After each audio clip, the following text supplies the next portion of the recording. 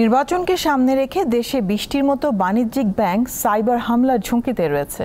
মঙ্গলবার রাজধানীতে আয়োজিত সেমিনারে এই কথা জানান প্রধান উপদেষ্টার বিশেষ সহকারী ফায়েজ আহমেদ তৈয়ব। এ সময় সাইবার ঝুঁকি মোকাবেলায় সমন্বিত উদ্যোগ ও বিনিয়োগ বাড়ানোর পরামর্শ দেন বিশেষজ্ঞরা।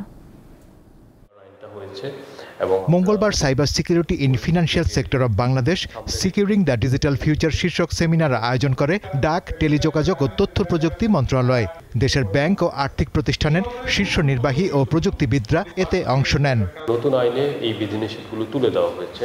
প্রধান উপদেষ্টা তথ্য প্রযুক্তি বিষয়ক বিশেষ সহকারী বলেন, জাতীয় সংসদ নির্বাচনকে সামনে রেখে দেশের ২০টির মতো বাণিজ্যিক ব্যাংক সাইবার হামলার ঝুঁকিতে রয়েছে।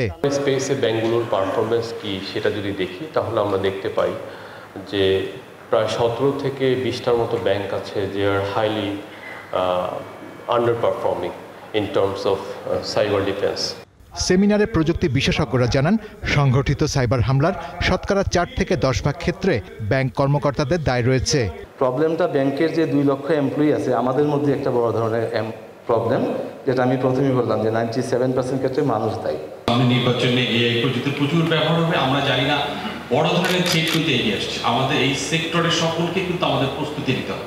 সেমিনারে জানানো হয়, অর্থনৈতিক উন্নয়নে তথ্যের নিরাপত্তা নিশ্চিত করা জরুরি, কারণ কর আদায়ের ক্ষেত্রে সাইবার সিকিউরিটি গুরুত্বপূর্ণ। কোষাগারে সঠিক পরিমাণ রাজস্ব আমরা জমা দিতে পারব।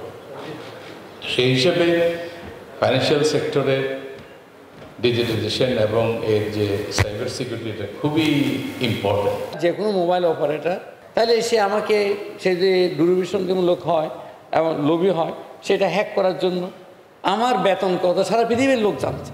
স্ট্রাকচার করা হবে যে এখানে আমাদের কিছু নলেজ ক্রিয়েট করার জন্য, অ্যাওয়ারনেস ক্রিয়েটের জন্য কিছু থাকবে। তথ্যের নিরাপত্তা নিশ্চিতে সরকারের পাশাপাশি প্রচারণার মাধ্যমে সচেতনতা বাড়ানোর পরামর্শ দেন বিশেষজ্ঞরা। জুন মাসের ৩০ তারিখে ওনার ব্যালেন্স কত ছিল।